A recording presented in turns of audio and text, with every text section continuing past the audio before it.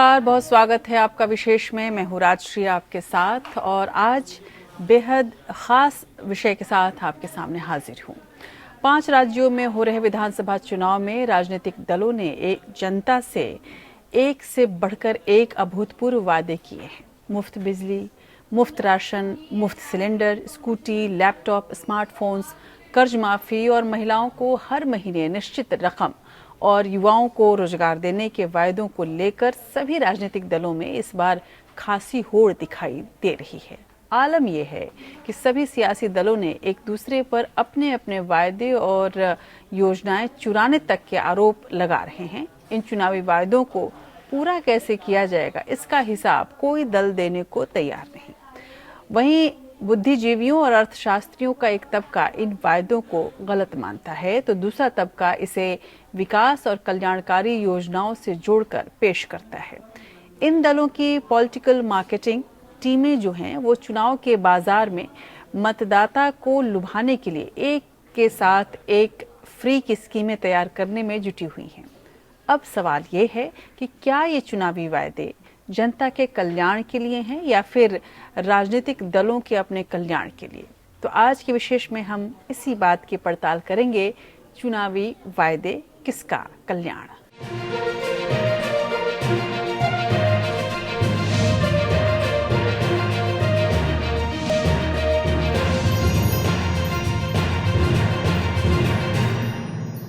तो 5 राज्यों के चुनाव में इस बार राजनीतिक दलों ने चुनावी वायदों के सारे पिछले रिकॉर्ड तोड़ दिए हैं। उत्तर प्रदेश, उत्तराखंड, पंजाब, गोवा और मणिपुर में राजनीतिक दलों ने जनता को लुभाने के लिए कोई कसर नहीं छोड़ी है।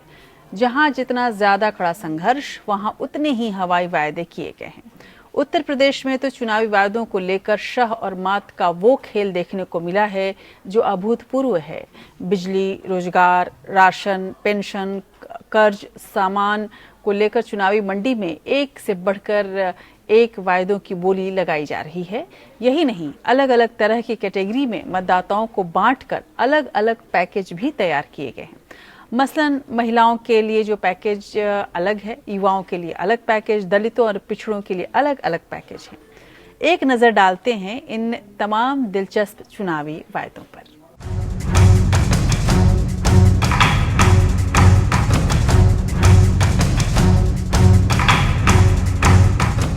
5 राज्यों के चुनाव में सबसे अहम उत्तर प्रदेश विधानसभा के चुनाव हैं। कहा जाता है कि दिल्ली की सत्ता का रास्ता लखनऊ होकर जाता है। ऐसे में प्रदेश की बीजेपी सरकार सत्ता में वापसी के लिए एक से बढ़कर एक वादों की झड़ी लगा रही है। केंद्रीय गृह मंत्री अमित शाह ने औरैया की चुनावी रैली में तो दिलचस्प वादा किया है। उन्होंने कहा कि 10 मार्च को सरकार बनवाइए और होली यानी 18 मार्च को गैस का मुफ्त सिलेंडर घर ले जाइए।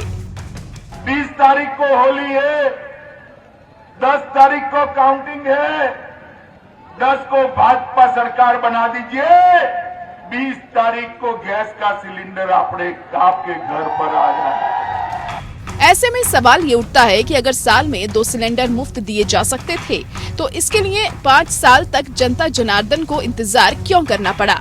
ऐन चुनाव के वक्त 20 लाख महिलाओं को मुफ्त सिलेंडर क्यों बांटे गए। ऐसे में भला समाजवादी पार्टी क्यों पीछे रहती। सपा ने अपने घोषणा पत्र में बीपीएल परिवारों को साल में 2 मुफ्त सिलेंडर देने का ऐलान कर दिया था, लेकिन जब सपा नेता अखिलेश यादव की पत्नी चुनाव प्रचार में सिराथू पहुंची तो उन्होंने 1 सिलेंडर अपनी तरफ से बढ़ाकर देने का वादा कर दिया। तो समाजवादी पार्टी सरकार आने पे हर महिलाओं को 3 सिलेंडर मुफ्त दिए जाएंगे। कांग्रेस ने ये दाव उत्तराखंड में खेला। कांग्रेस महासचिव प्रियंका गांधी ने पार्टी का घोषणा पत्र जारी करते हुए ये वादा किया कि अगर कांग्रेस की सरकार बनी तो सिलेंडर के दाम 500 रुपए से ऊपर नहीं बढ़ने दिया जाएगा। जनता की दरिद्रता और माली मजबूरी का मजाक उड़ाते हुए सियासी दल सिलेंडर के बाद मुफ्त राशन देने की बात भी कर रहे हैं। बीजेपी बार बार जनता को याद दिला रही है कि मोदी सरकार ने कोरोना काल में 80 करोड़ लोगों को मुफ्त राशन दिया। ये अलग बात है कि खुद को 125 करोड़ जनता का प्रतिनिधि बताने वाले राजनीतिक दल को ये सोचकर भी शर्म आती है कि 80 करोड़ लोगों को मुफ्त के राशन की जरूरत आखिर पड़ी क्यों। खुद प्रधानमंत्री नरेंद्र मोदी हरदोई में बहाने से जनता को खिलाए अपने नमक की याद दिलाते हैं। तो ऐसे कोई डंडा लेकर के पहुंच गया इंटरव्यू करने के लिए, वो गरीब माँ को तो क्या मालूम, वो आके खड़ा हो गया। उस गरीब महिला बुजुर्ग माँ से पूछा कि आपके यहाँ चुनाव कब है? उन्होंने कहा चुनाव है फलानी तारीख को और हमने नमक खाया है, हम धोखा नहीं देंगे। फिर पूछा किसका नमक खाया है, किसे धोखा नहीं देगी? तो उस मां ने कहा मोदी का नमक खाया है। सत्ता का नशा सिर चढ़कर इस कदर बोलता है कि नेता ये भूल जाता है कि जनता का नमक खाकर ही वो इस कुर्सी तक पहुंचा है। ये चुनावी वादे हवा में नहीं किए जा रहे, वोटों का एकदम परफेक्ट गणित काम करता है। बिजली की भारी भरकम बिल भी जनता के लिए भीषण सिरदर्द बनी हुई है। ऐसे में कांग्रेस ने यूपी में बिजली का बिल हाफ करने का वादा किया तो समाजवादी पार्टी ने 300 यूनिट तक बिजली मुफ्त देने का ऐलान कर दिया। दबाव में बीजेपी को भी सिंचाई के लिए बिजली के दाम आधे करने का ऐलान करना पड़ा। मुजफ्फरनगर में अखिलेश यादव ने इसे लेकर बीजेपी सरकार को आड़े हाथों लिया कि जिनके पास वर्तमान में घरेलू बिजली के कनेक्शन हैं, उनके बिजली के बिल में जो नाम लिख करके आता है वही नाम लिखाएं। समाजवादी पार्टी कल से इसका अभियान चलाने जा रही है कि 300 यूनिट जो लोग चाहते हैं उन्हें फ्री मिले, उनके लिए नाम रजिस्टर करने का काम, फॉर्म भरने का काम कल से इस अभियान को समाजवादी पार्टी शुरू कर रही है। बिजली बिल सबका हाफ, कोरोना काल का बकाया सब। पंजाब में तो बिजली का बिल कांग्रेस के भीतर भी कलह का मुद्दा बना हुआ था। चरणजीत सिंह चन्नी ने मुख्यमंत्री बनते ही बिजली के दाम 3 रुपए प्रति यूनिट घटा दिए तो गौशालाओं के बिजली बिल माफ कर दिए गए। इन चुनावी प्रदेशों में युवा वोटरों की अच्छी खासी तादाद है। ऐसे में सबकी नजरें युवाओं को रिझाने में लगी हुई हैं और युवा वर्ग नौकरियों की समस्या से बुरी तरह से जूझ रहा है। ऐसे में समाजवादी पार्टी ने प्रदेश में खाली पड़े 11 लाख पदों को भरने का वादा किया। मान सम्मान का चुनाव है, नौजवानों को नौकरी और रोजगार दिलाने का चुनाव है, फौज में पुलिस में भर्ती कराने का चुनाव है। 11 लाख पद खाली हैं, उनमें नौकरी मिल जाए उसका चुनाव है। कांग्रेस ने यूपी में बाकायदा भर्ती विधान नाम का घोषणा पत्र जारी कर 20 लाख नौकरियां देने का वादा कर दिया। प्रियंका गांधी ने युवाओं के साथ महिलाओं को भी 40% नौकरी देने के फॉर्मूले का ऐलान किया है।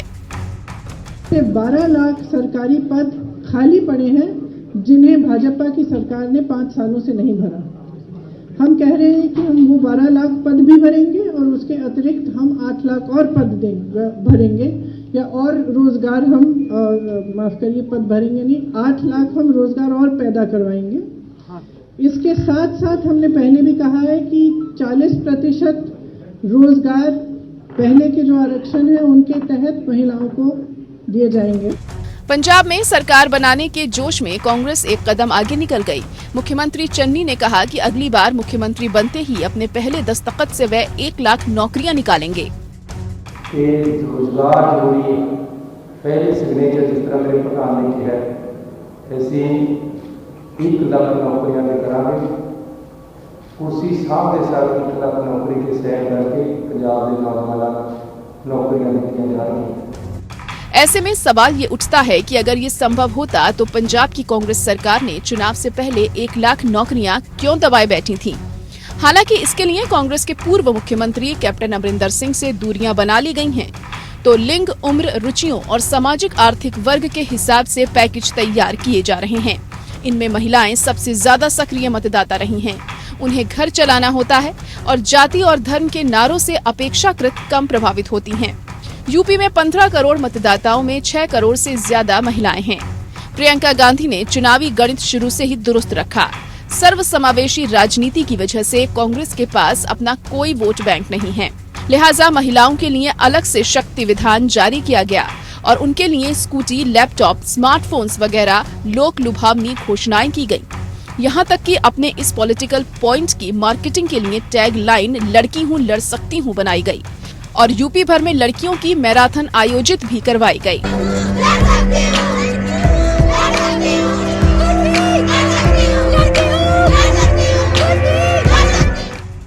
किसान आंदोलन ने राजनीतिक दलों को किसानों की सियासी ताकत का भी अंदाजा करा दिया है। लिहाजा हर सियासी दल किसानों की जय जयकार कर रहा है। समाजवादी पार्टी ने अपने घोषणा पत्र की टैगलाइन सत्य वचन अटूट वादा रखा है। साथ ही 2025 तक प्रदेश के सभी किसानों को कर्ज मुक्त कराने का वादा किया। तो कांग्रेस ने पहले चरण की वोटिंग से ठीक एक दिन पहले सरकार बनते ही 10 दिन के भीतर किसानों की कर्ज माफी के ऐलान का वादा किया। सभी किसानों को 4 साल के भीतर यानी 2025 तक कर्ज मुक्त बनाया जाएगा। ऋण मुक्ति कानून बनाकर के अत्यंत गरीब किसानों को लाभ पहुंचाया जाएगा।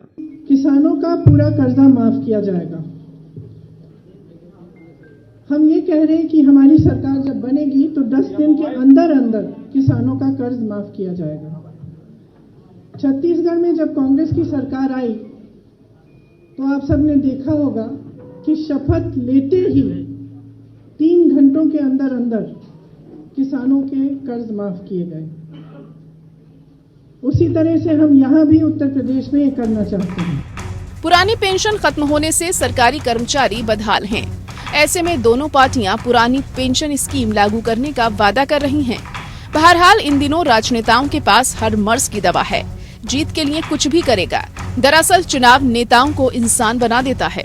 इन दिनों हर दरिद्र में नारायण दिखाई पड़ता है तो हर नारी में देवी।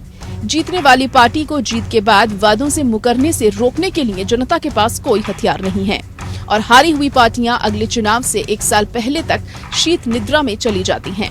भोली जनता कभी कोरोना काल में ऑक्सीजन के लिए सड़कों पर जूझती नजर आती है तो अपने दिल के टुकड़ों को ढंग से आखिरी विदाई दिए बगैर गंगा किनारे दफन करने को मजबूर हो जाती है। यही है राजनीति का अंतिम सत्य। अंशुमान त्रिपाठी के साथ APN।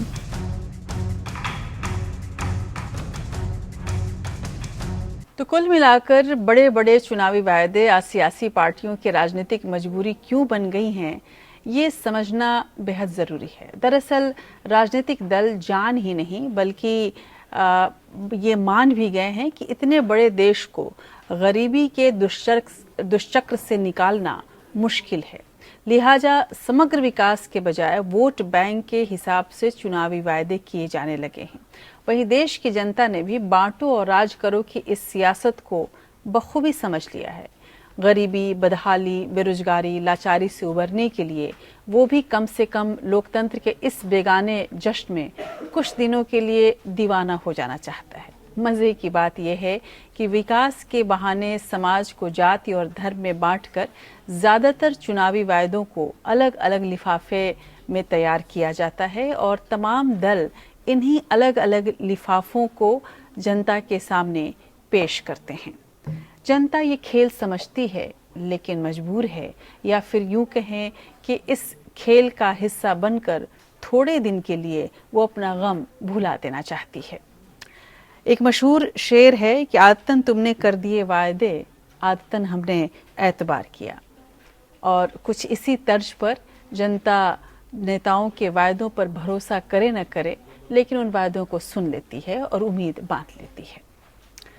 चुनाव जीतने के बाद सियासी दलों को अपने वायदों से मुकरने से रोकने के लिए अभी तक कोई कानून नहीं है। हालांकि देश की सर्वोच्च अदालत राजनीतिक दलों को झूठे वायदे करने से रोकने के लिए एक याचिका पर गंभीरतापूर्वक सुनवाई कर रही है, लेकिन इन वायदों के पक्ष में एक दलील ये भी है कि चुनावी वायदे दरअसल किसी भी राजनीतिक दल की विकास को लेकर सोच और दृष्टिकोण की एक झलक है। साथ ही इन्हें समाज के आर्थिक सामाजिक तौर पर पिछड़े तबकों के लिए जरूरी बताया जाता है, लेकिन बहुत से लोग इसे टैक्स पेयर मनी के मिसयूज के तौर पर भी देखते हैं और इसे मुफ्तखोरी की आदत मानते हैं। चुनावी वायदों की इस बहस के साथ एक और भी दिलचस्प पहलू ये है कि क्या चुनावी राज्यों के पास इन वायदों को पूरा करने के लिए संसाधन मौजूद हैं या महज ये जुमलेबाजी है। देखते हैं एक खास रिपोर्ट।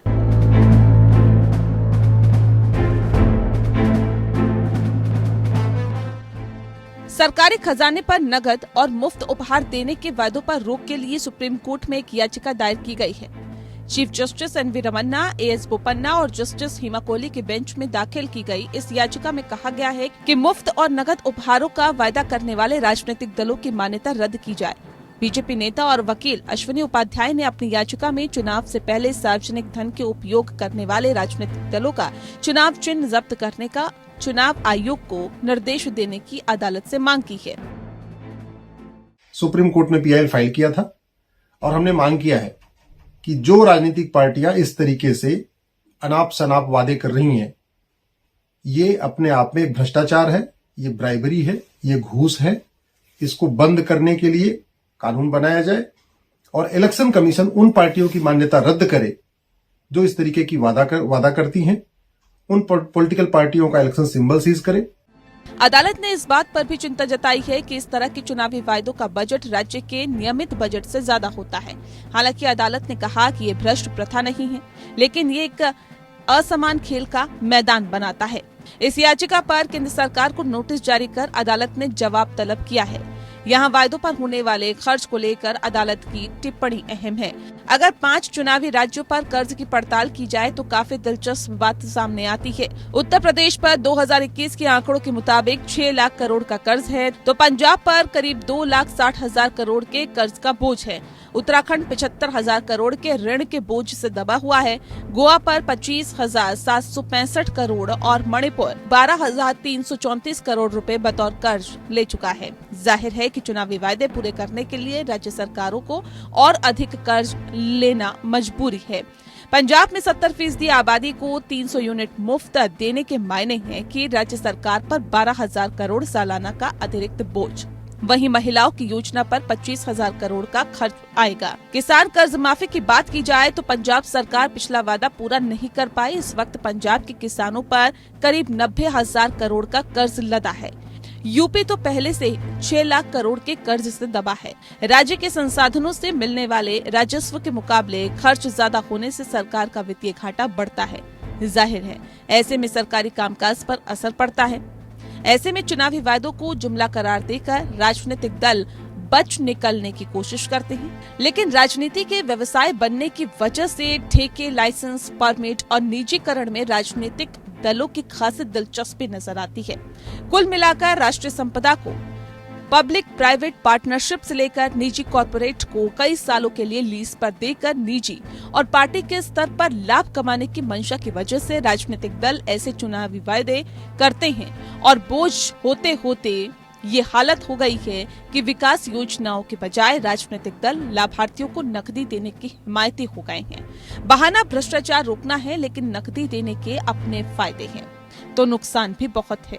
फिर भी मुफ्त और नकद सौगातों को सियासी दल गेम चेंजर के रूप में देखते हैं। समझा जा रहा है कि 2014 के बाद से उज्ज्वला योजना, प्रधानमंत्री आवास योजना और किसान सम्मान निधि जैसे डायरेक्ट कैश ट्रांसफर की योजनाओं का खासा फायदा बीजेपी को मिला है। बीजेपी सीधे सीधे लाभार्थियों को अपना पक्का वोट बैंक मानती है। नकदी के अलावा मुफ्त की सौगात ज्यादा लुभावनी नजर आती है, क्योंकि जनता उन पर अपना हक नहीं समझती। मसलन बसों में महिलाओं को फ्री सवारी, free internet, scooty, smartphone, laptop. इसलिए उत्तर प्रदेश में योगी सरकार 68 लाख युवाओं को लैपटॉप और स्मार्टफोन बांटती नजर आई। ऐसे में सभी राजनीतिक दल इसी राह पर चल निकले हैं। ये अलग बात है कि चुनाव से काफी पहले योजनाओं की किश्तें रोककर ऐन चुनाव के वक्त जारी कर जनता को मालामाल होने का एहसास दिलाने की कोशिश की जाती है। एक बड़ी मुश्किल ये भी है कि राष्ट्रीय योजनाओं को पूरा करने में राज्यों में विपक्षी सरकारें केंद्र के असहयोग की शिकायत करती है, तो जीएसटी के भुगतान में देरी के पीछे भी भेदभाव की शिकायतें सामने आती है। ऐसे में विपक्ष और सत्तारूढ़ दल इनके मुफ्त के वादों को जीत का अचूक रामबाण मानती है। चुनावी फायदे के लिए बड़े वर्ग समूह को फायदा देना राजनीतिक दलों की प्राथमिकता होती है, ताकि अपना एक वोट बैंक तैयार कर सके। दिल्ली के अंदर आम आदमी पार्टी ने बिजली, पानी, शिक्षा और स्वास्थ्य से जुड़ी मुद्दों को प्राथमिकता देकर अपना वोट बैंक बनाया और दोबारा दिल्ली की सल्तनत पर काबिज हुई। अब दूसरे राजनीतिक दल भी सियासत के इस मॉडल को अपनाते हुए नजर आ रहे हैं। गोवा में केजरीवाल ने अपनी योजनाओं को मुनाफे का सौदा बताया। हर गोवा के परिवार को, एवरी फैमिली इन गोवा, अगर आम आदमी पार्टी की सरकार बनती है तो 5 साल के अंदर डायरेक्ट, इनडायरेक्ट नहीं कह रहा, डायरेक्ट 10 लाख रुपए का 5 साल के अंदर फायदा होगा। अरविंद केजरीवाल अपने इन्हीं वादों की वजह से पंजाब और गोवा में कांग्रेस और बीजेपी के लिए सिरदर्द साबित हो रहे हैं। लेकिन जहां पर टैक्स पेयर इसे सार्वजनिक धन का दुरुपयोग मानते हैं, तो वहीं बहुत से अर्थशास्त्री इसे गलत भी नहीं मानते। ये चुनावी वायदे हैं और ये भी बताते हैं कि किस वर्ग के मतदाता विकास के लाभ से किस हद तक वंचित है। दरअसल भारत में कल्याणकारी राज्य की अवधारणा है, जिसका लक्ष्य समाज के सभी वर्गों का सर्वांगीण विकास है। ऐसे में वंचितों की संख्या ज्यादा होने के कारण योजनाएं भी उनके ही कल्याण के नाम पर बनाई जाती है। लेकिन सवाल ये उठता है कि ये चुनावी वायदे किसके कल्याण के लिए बनाए जा रहे हैं? राजनीतिक दलों के कल्याण के लिए या फिर जनता जनार्दन के कल्याण के लिए? अंशुमन त्रिपाठी, APN। तो सुप्रीम कोर्ट में मुख्य न्यायाधीश NV Ramana, justice SS Bopanna और जस्टिस हिमा कोहली की पीठ इस मामले को काफी गंभीर मानती है और सर्वोच्च न्यायालय ने कहा है कि चुनावी घोषणाओं का बजट राज्य के नियमित बजट से ज्यादा हो जाता है। दरअसल सियासत आज तिजारत बन गई है, तो सियासी दल व्यावसायिक समूह में बदल चुके हैं। इनकी नजर में मतदाता उपभोक्ता है। क्षमा कीजिए, ये कहना गलत न होगा कि लोकतंत्र के मुखौटे में चुनाव एक कॉरपोरेट एक्टिविटी में बदल चुका है। बड़ी बड़ी इवेंट्स, भारी जलसे, भारी विज्ञापनबाजी, लाइव कवरेज के साथ बाय 1 गेट 1 फ्री की तमाम स्कीमें तैयार की जा रही हैं, जिसके लिए मतदाताओं के डेटा का विश्लेषण के लिए मार्केट रिसर्च विशेषज्ञों की तैनाती की जा रही है। और करना भी क्या कुछ ज्यादा है, वायदे करके सत्ता में आओ, बाद में अगर कोई पूछे कि उन वायदों का क्या हुआ तो कह दो कि जुमलेबाजी थी। ये विडंबना भारतीय लोकतंत्र की है। ये चुनावी लोकतंत्र में ब्रांडिंग पर अच्छा खासा काम होने लगा है और वायदों के को आप एक तरह से वन लाइनर समझें और ये वायदे ब्रांडिंग के और काम आते हैं। तमाम एड गुरु खुलकर अपनी भूमिका निभाने लगे हैं। पॉलिटिकल मार्केटिंग एक्सपर्ट्स पार्टियों के लिए अपने नेताओं के बजाय ज्यादा काम के नजर आने लगे हैं। अगर इसी नजरिए से देखा जाए तो माना जा सकता है कि 2014 के बाद से मतदाता ने खुद को बेनिफिशियरी मान लिया है, यानी कि उसको जिसको लाभ होने वाला हो। भ्रष्टाचार ने कांग्रेस की ब्रांडिंग को ध्वस्त कर दिया है। वहीं भारतीय जनता पार्टी को सत्ता में आने के लिए इसका लाभ मिला। साथ ही बीजेपी ने भी अच्छे दिन का सुनहरा सपना दिखाया। पूरे देश ने उस वक्त महसूस किया कि नरेंद्र मोदी की अगुवाई में भारत विकास के पथ पर आगे चलेगा और जिंदगी की सारी दुश्वारियां अब दूर हो जाएंगी। वहीं देश के मतदाता ने 2019 में फिर से एक बार पीएम मोदी पर भरोसा किया और उन्हें सत्ता सौंपी। मोदी जी की कामयाबी में लोक लुभावन वायदों की बड़ी भूमिका थी। अच्छे दिनों से लेकर सशक्त देश की जो लाइनर, एक एक लाइन की जो एक हमें ब्रांडिंग के लिए वन लाइनर्स दिए गए, ठीक उसी तर्ज पर अभी भी चुनाव का चेहरा हमें नजर आता है। लेकिन इसमें कोई शक नहीं कि 2014 एक ऐसे टर्निंग पॉइंट के रूप में देखा जाएगा जहां पर चुनाव में या फिर प्रजातंत्र में मूल समस्याओं से अलग हटकर हमने उस पर भरोसा किया जो महज एक चुनावी जुमला था।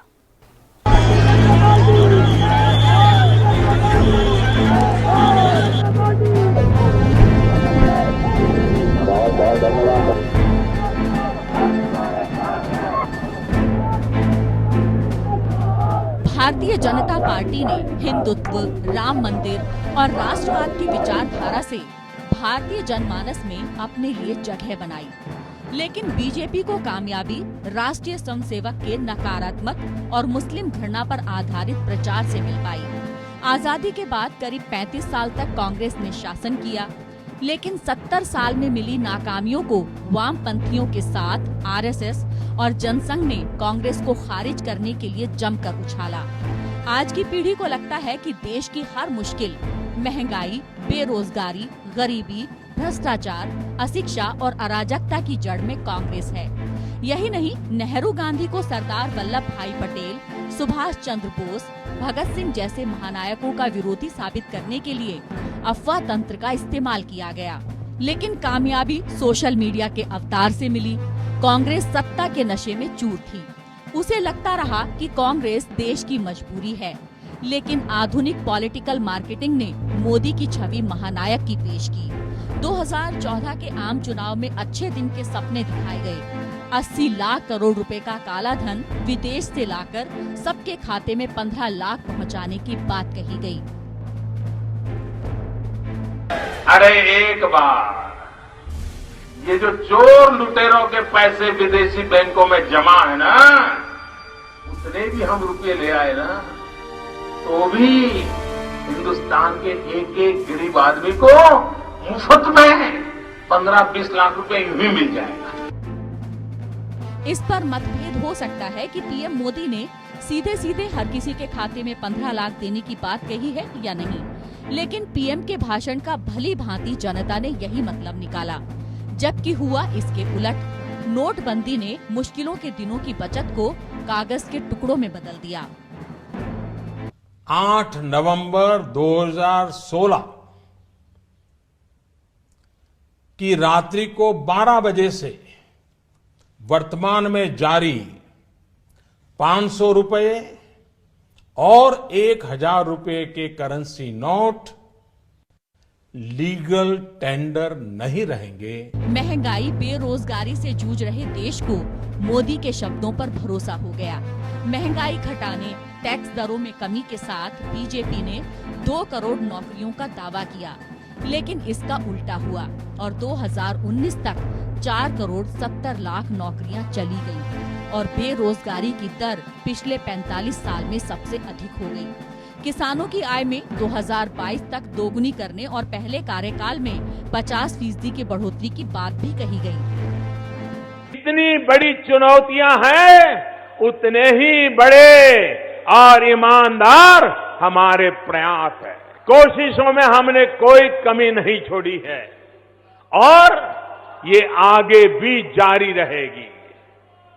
साल 2022 तक किसान अपनी आय दोगुनी करने के साधन जुटा सके, इसके लिए हम दिन रात जुटे हुए हैं। यहाँ भी यही हुआ। वायदे के उलट किसानों से पूछे बगैर उनका भला करने के नाम पर बड़े बड़े उद्योगपतियों के लिए किसान की फसल, मेहनत और जमीन पर कब्जे के दरवाजे खोल दिए गए। किसानों को 380 दिन तक सर्दी, गर्मी, बरसात और महामारी से लड़ते हुए अपने 750 साथियों की जान गंवाने के बाद अच्छे दिनों के सपनों से निजात मिल पाई और अब वे काले कानून से आजादी को ही अपनी बड़ी कामयाबी मान रहे हैं। 1 साल के बहुत बड़े आंदोलन के बाद, ऐतिहासिक आंदोलन के बाद सरकार को ये तीनों कृषि कानून रद्द करने पड़े। ये हमारे पूरे भारत के किसानों की एक जबरदस्त जीत हुई है। महंगाई से जूझ रही जनता को सस्ते पेट्रोल, डीजल, गैस सिलेंडर का भी 2014 और फिर 2019 के आम चुनाव में सब्ज बाग दिखाए गए। लेकिन जो हो रहा है उसे कहने की जरूरत नहीं है, बल्कि विपक्ष के मुताबिक पेट्रोल डीजल पर एक्साइज ड्यूटी लगाकर 12 लाख करोड़ जनता की जेब से लूट लिया गया। पेट्रोल डीजल की एक्साइज ड्यूटी बढ़ाकर पेट्रोल डीजल की लूट से मोदी सरकार ने, चौंकिए मत, 25 लाख करोड़ रुपया अपनी जेब में, अपने खजाने में डाल लिया है। दिलचस्प बात यह है कि 2019 में 2 करोड़ रोजगार के वादे को 2019 में आधा कर दिया गया। नौकरियों की जगह नौजवानों को स्किल डेवलपमेंट के जरिए आत्मनिर्भर भारत बनाने में बड़ी भूमिका अदा करने का ख्वाब दिखाया गया। स्किल डेवलपमेंट योजना का आज कोई नाम लेवा तक नहीं बचा है। वहीं योजना के तहत शुरू हुए ज्यादातर स्टार्टअप्स बंद भी हो गए हैं। युवाओं को लुभाने के लिए 59 मिनट में कर्ज देने, मुद्रा योजना के तहत बैंकों से ऋण दिलवाने का दावा किया गया, लेकिन असलियत सबके सामने है। बहरहाल हमारे देश की भोली भावुक जनता हकीकत को समझने के बजाय सपने देखना ज्यादा पसंद करती है। लेकिन इस बार नोटबंदी, जीएसटी और फिर कोरोना की महामारी ने देश की अर्थव्यवस्था का चक्का ऐसा रोका कि जीडीपी विकास दर 0 से नीचे पहुंच गई थी। जो धीरे धीरे उभरने की कोशिश में है। लेकिन सरकार के प्रयास के बजाय भारतीय जनता के जीवट की वजह से ये सुधार आ रहा है। लेकिन धर्म और जाति प्रधान समाज में अब भी मतदाताओं को एक दूसरे के खिलाफ वैर भाव पैदा कर बांटा जा रहा है और चुनाव जीतने की कोशिशें जारी हैं। एपीएन के लिए अंशुमान त्रिपाठी की रिपोर्ट। अब चुनावी वायदों और पॉलिटिकल मार्केटिंग लोकतंत्र पर पूरी तरह से हावी हो चुकी है। जमीन पर योजनाओं के अमल के बजाय मनभावन और लोक लुभावन पैकेजेस और उनको बेचने के दमदार तरीकों पर काम होने लगा है। देखा जाए तो मतदाता अब एक तरह से वो एक सशक्त हस्ताक्षर नहीं है जो कि प्रजातंत्र रहेगा या किस रूप में रहेगा इसको डिसाइड करता हो, बल्कि वो खुद एक प्रोडक्ट है जिसे राजनीतिक दल अपनी ज़रूरत के हिसाब से गढ़ने लगा है। उसकी विचारधारा, सोच और फैसले लेने की ताकत तक को प्रभावित किया जा रहा है। अमेरिका के 2014 के चुनाव को इसी नज़रिए से देखा जाता है, जिनमें सोशल मीडिया का असर इस कदर देखने को मिला कि ये दुनिया भर के लोकतंत्र में एक मिसाल बन गया। भारत में भी यही शैली 2014 के बाद से लगातार अपनाई जा रही है और अमेरिका में तो ये ओबामा के साथ ही हो चुका था।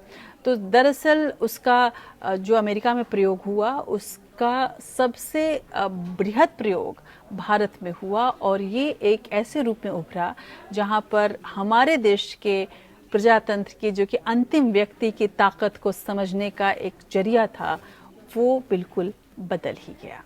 तो मुफ्त की सौगात के मामले में कांग्रेस भी भारतीय जनता पार्टी से बहुत पीछे नहीं रही। कांग्रेस में परंपरा इंदिरा गांधी के समय से ही शुरू हो चुकी थी, तो आज भी कांग्रेस को मुफ्त की सौगात ही सत्ता तक पहुंचाने का रास्ता नजर आ रहा है।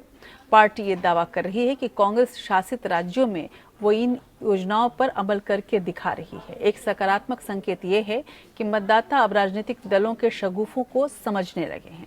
हालांकि ये कोई नई बात नहीं है, पहले भी चुनावी वायदों पर जनता बहुत ज़्यादा भरोसा नहीं करती थी और ये कहा भी जाता था कि ये तो चुनावी वायदे हैं, गरीबी हटाओ और पढ़ना लिखना सीखो, तमाम ये वो जो नारे थे, शाइनिंग इंडिया, ये सारे वो नारे थे जो अपने पिछले दशकों में देखे और उन पर यकीन करना हमारे लिए हमेशा मुश्किल रहा।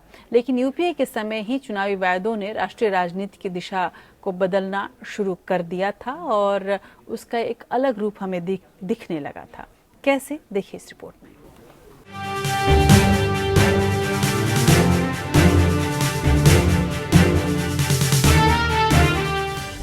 सबसे पहले कांग्रेस ने गरीबी को चुनावी मुद्दा बनाया। इंदिरा गांधी गरीबी हटाओ के नारे के दम पर सत्ता में आई थी। पार्टी में विभाजन और बगावत से जूझ रही इंदिरा के लिए गरीबी हटाओ का नारा बहुत काम आया। उनके फैसलों में आयकर की छूट की सीमा को 6,000 रुपए से बढ़ाकर 8,000 रुपए करना, तस्करों की स्वामित्व वाली संपत्तियों को जब्त करना, खाली जमीन के स्वामित्व और कब्जे की हदबंदी करना और अतिरिक्त भूमि का अधिग्रहण जैसे फैसले शामिल थे। इसके लिए सत्ता में आने के बाद 20 सूत्री कार्यक्रम की घोषणा की गई, जिसके तहत आवश्यक वस्तुओं की कीमतों को नीचे लाना, भूमिहीन मजदूरों, छोटे किसानों और कारीगरों से कर्ज की वसूली पर रोक हेतु कानून लाना, सरकारी खर्च में कठोरता को बढ़ावा देना, बंधुआ मजदूरी पर कार्रवाई, ग्रामीण ऋणग्रस्तता को समाप्त करना आदि कदम शामिल थे। इन कदमों से इंदिरा गांधी बहुत मजबूत हो गई। बाद में राजीव गांधी ने भी गरीबी हटाओ के नारे का इस्तेमाल किया, लेकिन उन्हें इंदिरा गांधी की हत्या से मिली सहानुभूति ने सत्ता तक पहुंचाया था। कांग्रेस ने जनता की भावनाओं पर सवार होकर हमेशा सत्ता हासिल की। तब विकास योजनाओं के प्रचार की सियासत बहुत होती भी नहीं थी, लेकिन राजीव गांधी की हत्या के बाद कांग्रेस नेतृत्व विहीन हो गई। सोनिया गांधी को सियासत में बहुत रुचि नहीं थी, लेकिन निजी महत्वाकांक्षाओं की वजह से कांग्रेस टूट टूट कर बिखर रही थी। ऐसे में अपनी राजनीति खतरे में देख शरद पवार, पीएस संगमा जैसे नेताओं ने सोनिया गांधी को परिवार की विरासत संभालने का निमंत्रण दिया। फिर प्रधानमंत्री बनने की नौबत आने पर विदेशी मूल का विरोध किया। बहरहाल सोनिया ने सलाहकारों की मदद से सियासत और हिंदी सीखी, लेकिन राहुल प्रियंका को राजनीति संभालने लायक बनाने भर के लिए कांग्रेस को जिंदा रखा। ऐसे में पूंजीवादी सोच के ईमानदार नेता मनमोहन सिंह के जरिए उन्होंने रिमोट कंट्रोल से सत्ता चलाई। हालांकि रिमोट कई बार काम नहीं कर पाता था, लेकिन मनरेगा जैसी योजना का सहारा सोनिया गांधी के सिर बंधा। मनरेगा से ग्रामीण क्षेत्रों में गरीबी भले ही दूर न हुई हो, लेकिन गुजारे के लिए करोड़ों खेतीहर मजदूरों और गरीब परिवारों के लिए सहारा बना। हालांकि इस पर प्रधानमंत्री नरेंद्र मोदी ने निशाना साधा और इसे यूपी की सबसे बड़ी नाकामी बताया। आजादी के 60 साल के बाद आपको लोगों को गड्ढे खोदने के लिए भेजना पड़ा। ये आपकी विफलताओं का स्मारक है और मैं गाजे बाजे के साथ इस स्मारक का ढोल पीटता रहूंगा। ये अलग बात है कि पीएम मोदी चाहकर भी इस योजना को खत्म नहीं कर पाए, बल्कि कोरोना महामारी के दौर में प्रवासी मजदूरों को जिंदा रखने में यह योजना सबसे ज्यादा काम आई। बल्कि नीति निर्माता इस योजना के और विस्तार करने और तरीके से अल की बात कहते हैं। वहीं खाद्य सुरक्षा देने के कांग्रेस के वक्त आए कानून को भी जारी रखने का वादा बीजेपी को भी अपने 2019 के घोषणा पत्र में करना पड़ा। लेकिन ज्यादा विवाद 2008 में किसानों की 72,000 करोड़ कर्ज माफी को लेकर खड़ा हुआ। पूंजीवादी सोच के अर्थशास्त्रियों ने इसे आत्मघाती कदम माना। हालांकि आम चुनाव में कांग्रेस को नाकामी मिली, लेकिन जिन राज्यों में कांग्रेस सरकारें बनी वहां कर्ज माफी के वादे किए गए और अब हालिया विधानसभा चुनाव में भी कांग्रेस किसानों की कर्ज माफी को मुद्दा बना रही है। हमारी पहली प्रतिज्ञा टिकटों में महिलाओं को 40% हिस्सेदारी, लड़कियों को, छात्राओं को स्मार्टफोन और स्कूटी। दूसरी प्रतिज्ञा किसानों का पूरा कर्जा माफ होगा। कांग्रेस अध्यक्ष राहुल गांधी ने 2019 के आम चुनाव में न्यूनतम आय योजना को चुनावी मुद्दा बनाया। राहुल गांधी ने कहा था कि कांग्रेस की सरकार बनी तो 20% गरीब परिवारों को हर साल 72,000 रुपए देगी। तो कांग्रेस पार्टी गारंटी करती है कि हिंदुस्तान के 20% सबसे गरीब परिवारों को हर साल 72,000 रुपए देने जा रही है। हर जात, हर धर्म, हर भाषा के गरीब परिवारों को 72,000 रुपए साल के उनके बैंक अकाउंट में सीधा डाल दिया जाएगा। लेकिन तब इसे मुफ्तखोरी की आदत बढ़ाने वाला कदम माना गया। कांग्रेस जमीन पर बहुत बुरी तरह कमजोर थी और इसे भुना नहीं पाई। भीतर घात को मुद्दा बनाकर चुनावी हार की जिम्मेदारी लेते हुए राहुल ने अध्यक्ष पद से इस्तीफा दे दिया। बाद के विधानसभा चुनाव में भी विभिन्न राज्यों में कांग्रेस ने मुफ्त की सौगात बांटने के बड़े बड़े वादे किए। पीएम मोदी की किसान सम्मान निधि और उज्ज्वला योजना की सौगात के मुकाबिल खड़े होने के लिए महिलाओं, किसानों और दलितों के लिए कांग्रेस साल में मुफ्त 3 सिलेंडर और कर्ज माफी के साथ दूसरी आर्थिक मदद के तोहफों का ऐलान कर रही है। अंशुमन त्रिपाठी, ABN। दरअसल कांग्रेस ने भी अगर अपने शासनकाल में शिक्षा, स्वास्थ्य, रोजगार जैसे बुनियादी मुद्दों पर काम किया होता तो आज देश में सांप्रदायिक ध्रुवीकरण की राजनीति इतनी हावी नहीं हो पाती। लेकिन कांग्रेस की विडंबना ये रही कि गांधी परिवार का कांग्रेस सरकार को रिमोट से चलाने की नीति की वजह से न तो जनहित की योजनाओं पर ढंग से अमल हुआ, न ही खाद्य सुरक्षा और मनरेगा जैसी गरीबों की मदद करने वाले कार्यक्रमों का ढंग से प्रचार हो पाया। अब गांधी नेहरू परिवार की विरासत संभालने वाली नई पीढ़ी को चौतरफा चुनौतियों से जूझना पड़ रहा है और जिसका कोई विकल्प उसके पास नहीं है। अब उनकी बातों में इसीलिए जनता को दम नजर नहीं आता।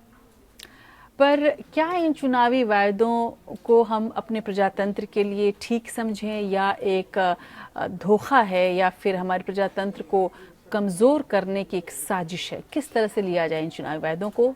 सबसे बड़ा सवाल ये उठ रहा है कि क्या मुफ्त की सौगात की सियासत सही है? इसे लेकर काफी बहस होती रही है, लेकिन ये महसूस किया गया है कि मुफ्तखोरी की आदत के आरोप के बावजूद मनरेगा और खाद्य सुरक्षा योजनाएं बेहद प्रभावी साबित हुई हैं। वहीं अब राजनीतिक दलों ने नकदी देने का खेल भी शुरू कर दिया है, क्योंकि अब ये मान लिया गया है कि गरीबी के दुष्चक्र से निकालने के लिए यूनिवर्सल इनकम स्कीमें ही कारगर हो सकती हैं। लेकिन ऐसे में चुनावी सौगात की सियासत देश को कहां तक ले जाएगी, ये गंभीर चिंता का विषय है। इस पर सोचने की जरूरत है।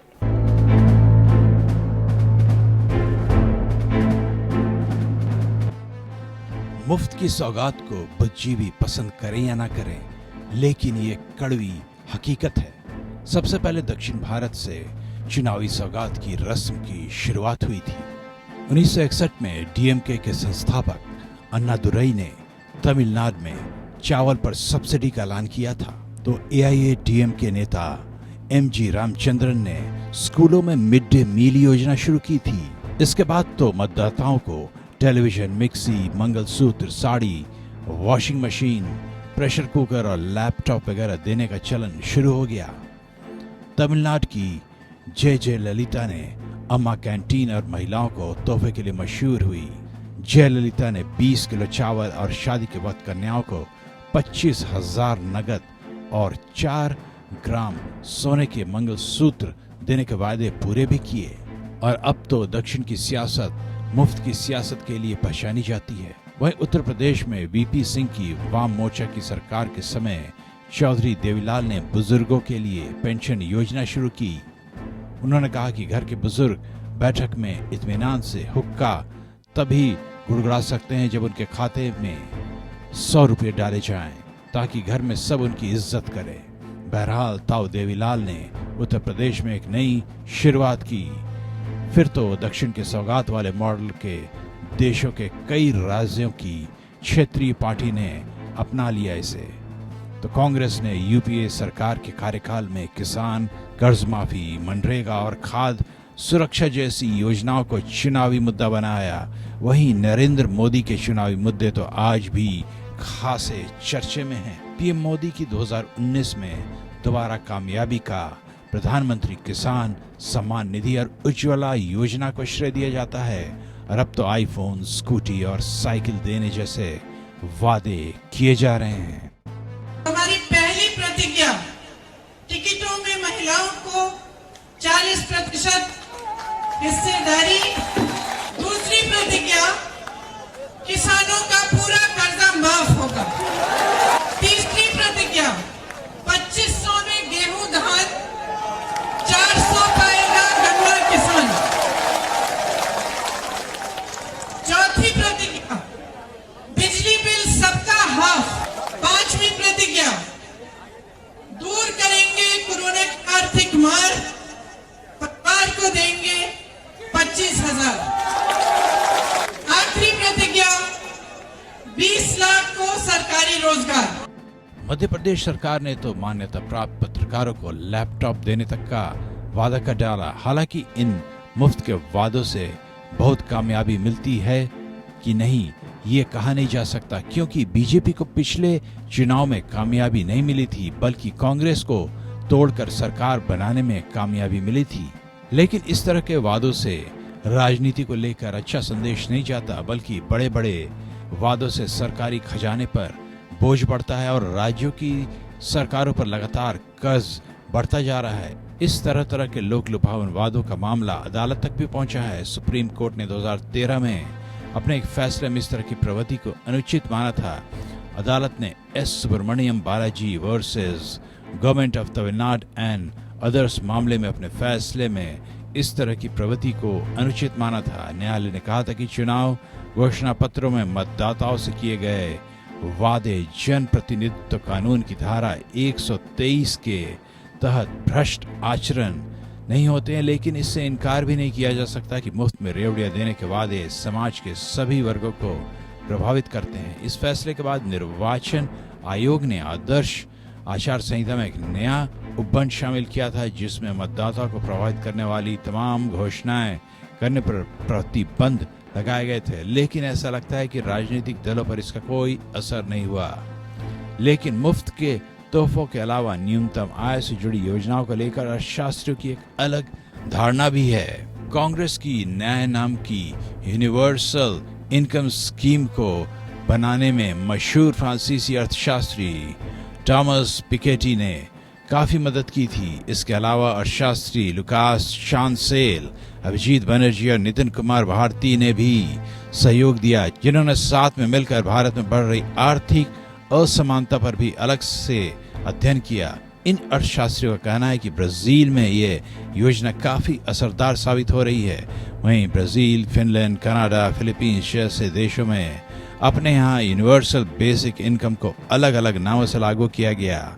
इनका मानना है कि अगर हर हाथ में कुछ ना कुछ पैसे होने से लोगों की क्रय शक्ति बढ़ेगी, जिससे बाजार की डिमांड भी बढ़ेगी, डिमांड से सप्लाई और प्रोडक्शन बढ़ेगा, व्यापार में वृद्धि आएगी, रोजगार बढ़ेंगे, विकास को गति मिलेगी और कुल मिलाकर तरह तरह के टैक्सों से सरकार की भी आमदनी बढ़ेगी। इस पर सवाल उठता है कि पैसा आएगा कहां से? तो कहा जा रहा है कि योजना लागू होने से खरीदारी बढ़ेगी, उद्योग धंधे विकसित होंगे, सरकार हाई इनकम ग्रुप वाले सुपर अमीरों पर टैक्स बढ़ा सकती है, कई मौजूदा योजनाओं को बंद किया जा सकता है, अनप्लान्ड खर्चों में कटौती की जा सकती है, या फिर आय होने की संभावना के आधार पर अंतर्राष्ट्रीय संस्थाओं से कर्ज लिया जा सकता है। यहाँ तक कि सूचना क्रांति के बाद सरकार के पास आए नए आर्थिक संसाधनों जैसे स्पेक्ट्रम की नीलामी जैसे तरीकों से भी पैसे जुटाए जा सकते हैं। बहरहाल गांव बनाम शहर की सोच से बाहर निकलकर पूरे देश के विकास के नजरियों से देखने की जरूरत है, ताकि चुनाव जीतने के मकसद के बजाय आम भोली जनता को भीख बांटने के बजाय उन्हें आर्थिक रूप से आत्मनिर्भर बनाया जा सके। अंशुमन त्रिपाठी, APN।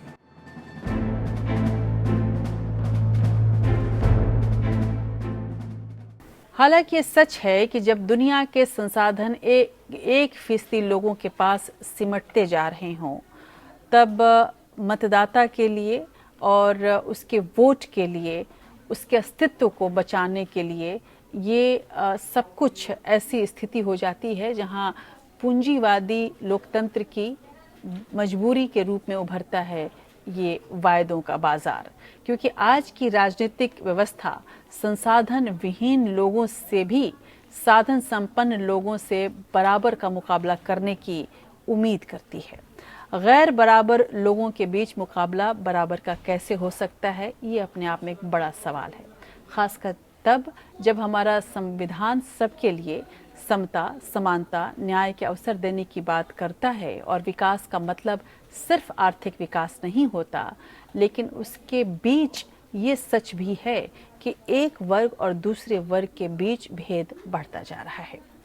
सच्चा आर्थिक विकास यूं पूरे समाज को विकास के अवसर प्रदान करना है। ऐसे में मुफ्त की सौगात भले ही चुनाव जीतने का शॉर्टकट बन चुका हो, लेकिन ऐसी योजनाओं की ज़रूरत हमारे देश में तब तक बनी रहेगी जब तक हम, हमारा देश और हमारा पूरा समाज आर्थिक आज़ादी नहीं पा लेता। ऐसे में चुनावी वायदे राजनीतिक दलों के विजन और मिशन के लिहाज से ठीक हैं, लेकिन इन पर अमल की ठोस योजना पर भी मतदाता को सवाल पूछने की ज़रूरत है और जानने का भी पूरा हक है कि इन वायदों को पूरा करने का बजट कहां से आएगा। हमें उम्मीद है कि अब अगली बार अगर आपका नेता आपके सामने कोई वायदा करता है तो आप उसके इस वायदे से प्रभावित होकर अपना मत नहीं देंगे, बल्कि उससे सवाल करेंगे कि उसके वायदे कब पूरे होंगे, कैसे पूरे होंगे, उसकी योजना उसके पास कैसी है। वरना यूं ही हम ठगे जाते रहेंगे और यूं ही हमारा प्रजातंत्र कमज़ोर होता जाएगा।